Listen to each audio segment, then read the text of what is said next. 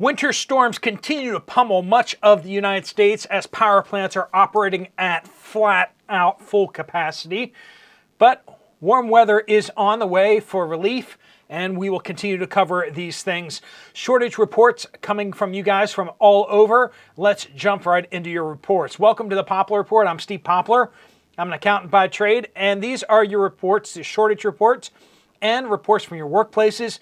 We appreciate all the information you're passing on. Super good stuff. We do want to thank our sponsor, Genesis Gold Group. If you have retirement funds that you want to get into something safer than stocks and bonds, which are kind of shaky right now, you might want to talk to Jonathan and his team about what you can do to get them into gold, silver, platinum coins, and what you can do with your retirement account. There'll be a link at the end of the video. All right, so the winter storm is now hitting the Tennessee Valley Authority area, including North Carolina as well. And both Duke Energy as well as Tennessee Valley Authority are bracing for the storm, and they've asked customers to reduce usage. Tennessee Valley Authority particularly asking its 10 million customers to reduce power consumption, especially in the morning time before the solar panels can get warmed up. That is a particular time where there may be outages and stuff like that. So if you wake up one morning and the power's not working that morning, know that the morning peak is really a real problem area for a lot of these power companies. So people wake up and they just turn that thermostat up, they turn on their heat, they hop in the hot shower, they start their oven up, and they just use a lot of electricity right there early in the morning as they're getting ready for work. So if you lose power, just wait a little bit. It should come back on. We're not seeing massive shortages right now. ERCOT over in Texas, we've been warning you about the problems that they potentially could have over there. They have been able to hold their generation outages very flat. They have not had a lot of generation outages like we saw back in 2021. Coolant lines of their power plants have not frozen. There hasn't been cold long enough for that to happen, apparently.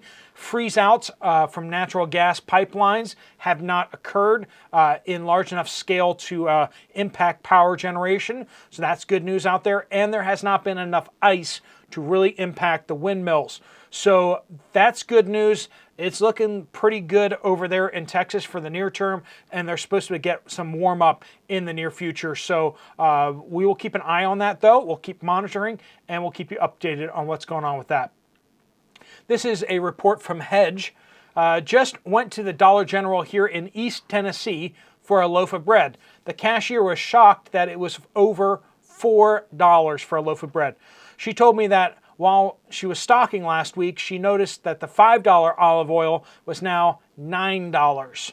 She also said that people were going to stop shopping there if prices kept going up. I just thanked her and told her to get ready, as we should all. Thanks, Brother Steve. This is from Nikki, Southwest Missouri. Local Walmart. Internet has been down for 2 days. You say, well, I don't use internet at the Walmart. Yes, but all the cash registers use internet. All the card readers use internet. So 2 days of cash-only purchases. I asked what they were going to do when they ran out of 10s, 5s, and 1s. Cashier shrugged and said, we'll all go home. And if the power goes out, friends, that means internet. If power goes out, internet's out. That means no cards. You're only on cash. And a lot of times they'll shut down the stores and not even allow you to do cash. So be aware of that too, because they can't scan things out, right? If the power is out and their registers aren't working, if they don't have backup generator at that location, they can't track the stuff that's leaving the store. If they just lose internet, they can at least scan things, and then they can later transfer that information over to their main system. TG says, our power company just asked everyone to conserve natural gas for the second day on a row due to an error while it is negative 10 degrees. This is Northwest Washington State. And they've had issues with the natural gas storage over there, and so they're asking people to conserve natural gas. But people need the natural gas because it's so stinking cold, right? This is why we need to be more self-sufficient, friends. An error by somebody else cannot be allowed to make it so that you can't keep your family warm. You need to have backups. You need to take personal responsibility for these things. We know where it's like, this is the utility's responsibility to make sure I have power. It's the utility's responsibility to make sure I have gas so I can heat my home. No, friends, it's your responsibility. You've outsourced that to have them help you with your responsibility, but it's your responsibility to provide for your own family. Anyone who tells you differently is just insane. The government is not responsible for you. The stores are not responsible for you. The utility companies are not responsible for you. You are responsible for you. That's right after telling people to take steps to keep their pipes from freezing. That you're not supposed to use natural gas. Have other ways to keep yourself warm and keep your pipes going. 5 neighbors' pipes froze today. They seem to be new and unsure about what to do. We keep our home cooler than most already, so we are well equipped, but trying to keep neighbors educated through neighborhood postings. Oftentimes I say you should be trying to help your neighbors. You should be trying to help other people, right? And some people are like, well, my stuff, I can't give my stuff out to other people. If you've been in the preparedness community for any length of time, you probably know a lot of stuff. And you sharing that information takes your time, and that's it.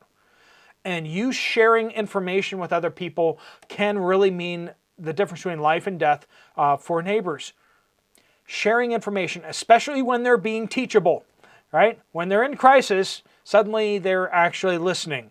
And this is an opportunity for you to share not only a fix for that, but also preventative fixes to make sure this doesn't happen again. And also other things, right?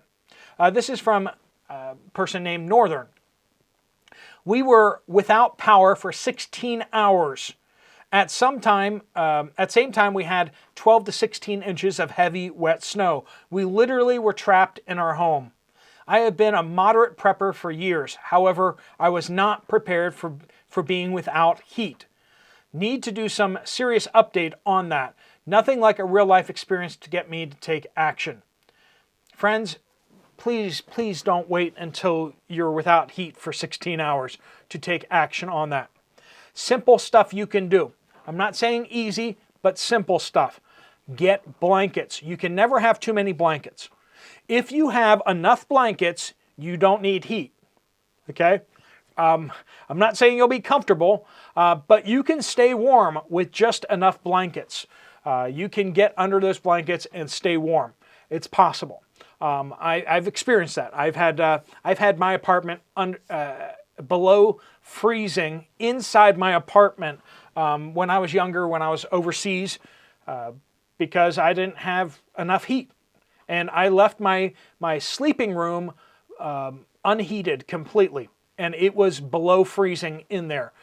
So water bottles I brought in there froze overnight. Sleeping out in the country, you can get into a sleeping bag and you can be fine. You can survive. It's fine. So enough blankets, you can stay warm. 2, propane heat. It's just the easiest way, the cheapest, easiest way in the United States to have backup heat. Recommend it. You can get the adapter. If you get the Mr. Heater, the Buddy heaters, you can get the adapter so that you can hook up the 20-pound propane tanks, like for your gas grill, up to those heaters, and it becomes the cheapest way to have backup heat other than wood. If you can do wood, that's a better way of going it. But make sure you have a carbon monoxide detector. If you have any open flame in your house for heat, make sure you have a carbon monoxide detector that is operating and will alert you if there's a buildup of a carbon monoxide. That means you're not getting enough air to it. Once it doesn't have enough oxygen in the room, it's going to start making carbon monoxide instead of carbon dioxide. Okay? And that's when you're in danger and you will start having altered mental state. Sleeping bags or movable mattresses. Plan to have your whole family in one room. Have one room that, like, if it becomes necessary, you can heat that one room. Drain your pipes. You don't necessarily need water. You can drain your pipes and let the whole house freeze without damage, as long as you drain your pipes properly, right? and then you can just heat that one room. And everyone sleeps in the room, everyone hangs out in the room, plays board games, and you have light in there, and everyone can be happy together. That's just a few recommendations. I'll put in the pinned comment a couple of links to some of those items that you should definitely have on hand if you don't already. John says, Paulding County, Georgia. Dollar General is running out of batteries. All sizes were low in 3 separate stores, and specifically 9-volt batteries were all gone. Went out to grab some cheap 9 volts for my smoke alarms, but no cigar. Cupcake says, I work for a hospital in New York, and there is a chemo shortage. A patient with cancer was denied chemo due to a national shortage. And that is scary. That is scary, folks. That if you're in a situation where you absolutely need that and they're denying it because they just don't have enough to go around, that's the world that we're moving into, friends. Michael says, went to a Dollar General in Erie, Pennsylvania for a simple loaf of bread. All they had was 2 honey wheat and only 1 artisanal bakery bread. I was in total shock. 3 loaves of bread, the entire store. Janine says, there was a story on a local station about measles spreading in the Philadelphia area. Measles, friends, yes, that was supposed to be eradicated, but it's back. They reported that an infected patient visited 2 different clinics in a neighboring county. They're cautioning people to be on the lookout for measles because now they're about a dozen cases. But the update on the article completely failed to reveal the name or location of the clinics or the date of the visit. Seems to me that if the media really wanted to provide a public service, this information would be helpful. And yet, it's not provided. Big surprise, big surprise. Government not trusting us with information. Can you believe it? This is from Jacob in Middle Tennessee. Aldi was completely out of toilet paper and was trying to hide that fact by spreading the paper towels, because paper towels are basically toilet paper, right? Yikes. Beef and pork were all but empty, and they had 2 whole chickens and a bunch of boneless, skinless chicken breast, basically covering up the beef and pork area. Lots of near empty shelves across Aldi. With the ice storm, with the storm out there, don't be surprised if you're seeing that stores are not getting resupplied as well as possible. For people who don't have any food in their house, this is a problem. For those who are stocked up, this is not a problem at all. You expect there to be winter storms, you expect there to be hurricanes, and you're prepared for it, right? This is from a viewer. 10 years is a Head Start preschool teacher. I swabbed my nose with a Q-tip covered in Neosporin or Vaseline every morning. I had 36 students each day that had runny noses and no hygiene habits. I did not catch a cold for 10 years. Masks don't work. Precautions do. Have a blessed day, Steve, and all your followers as well. So that's not any kind of advice from me. That's just one person's opinion here. But I've heard similar things along those lines. But you take what will protect you from the cough and colds out there. Just be thinking about keeping yourself clean, washing your hands, of course, doing all the things that you're supposed to do, right? Tricia says, update. Omaha Public Power District did robocalls today, Sunday, asking everyone to conserve energy to prevent them from having planned power outages in the next few days. I've lived here for 30 years. This is a first, and it gets cold here every winter. Nothing new, but this is the first time that has happened. So friends, please do keep your reports coming in. Use the word update in your comment on any one of the videos on this channel. That gets it to the right place. Give some sort of geographical location as you will as well. And we do, if you want to get some more information from Genesis Gold Group, there's a link right there. Or if you want to check out another video from the channel, there's one right up there. I'll see you over there, or I'll see you guys later. Steve Poplar of the Poplar Report.